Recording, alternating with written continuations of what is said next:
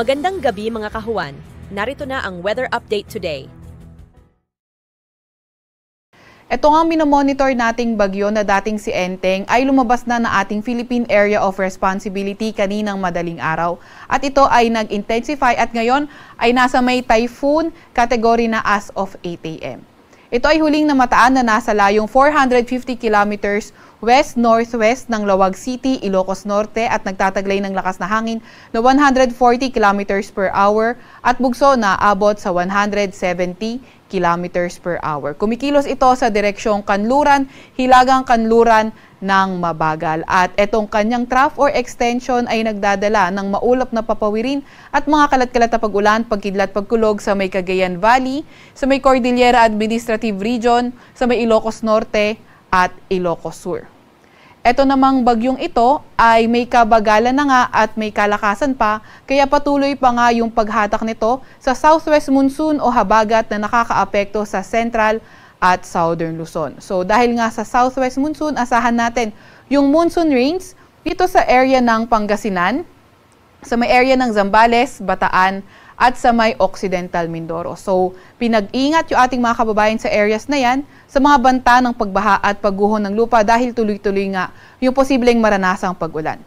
Samantalang occasional rains naman ang inaasahan dahil pa rin sa southwest monsoon o habagat sa may area ng Metro Manila, sa may La Union, sa may area din ng Cavite, Batangas, Laguna, sa may Rizal, pati na rin sa may area ng Oriental Mindoro, pati na rin sa may Northern Palawan area.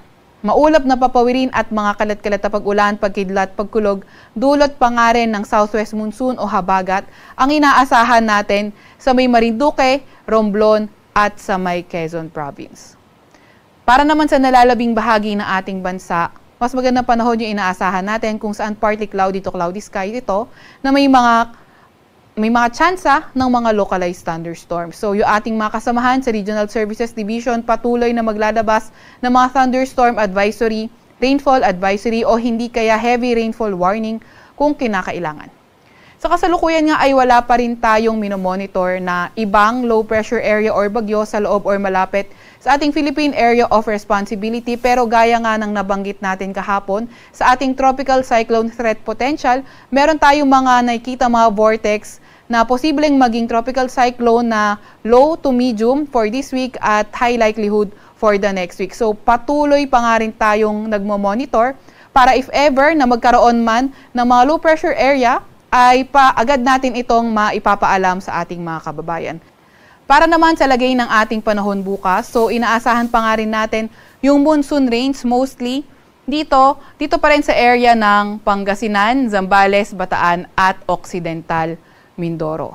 May mga occasional rains pa rin tayo sa may Metro Manila, sa may La Union, sa malaking bahagi ng Calabarzon, maliban na nga lang sa may Quezon, sa may Oriental Mindoro at sa may Northern Mindanao area. Maulap na papawirin naman at mga kalat-kalat na pag-ulan, pagkidlat, pagkulog, cost pa rin ng habagat ang mararanasan natin sa may Mindoro, Romblon, Quezon, pati na rin dito sa may western section ng Northern Luzon, particularly sa may Cordillera Administrative Region and the rest of Ilocos Region. The rest of Luzon, partly cloudy to cloudy skies for tomorrow with chances pa rin ng mga localized thunderstorms.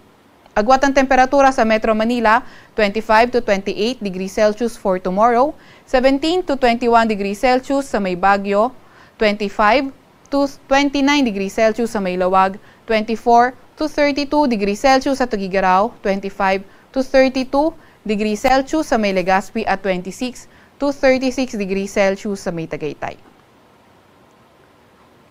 25 to 31 degrees Celsius sa may Puerto Princesa at 25 to 30 degrees Celsius sa may Kalayaan Islands. Para naman sa lagay ng panahon, Visayas at Mindanao area, so mas magandang panahon yung inaasahan natin dito, fair weather conditions with the usual rain showers and thunderstorms during the afternoon. Agwat ang temperatura sa may Iloilo, sa may Cebu at Cagayan de Oro ay 25 to 32 degrees Celsius.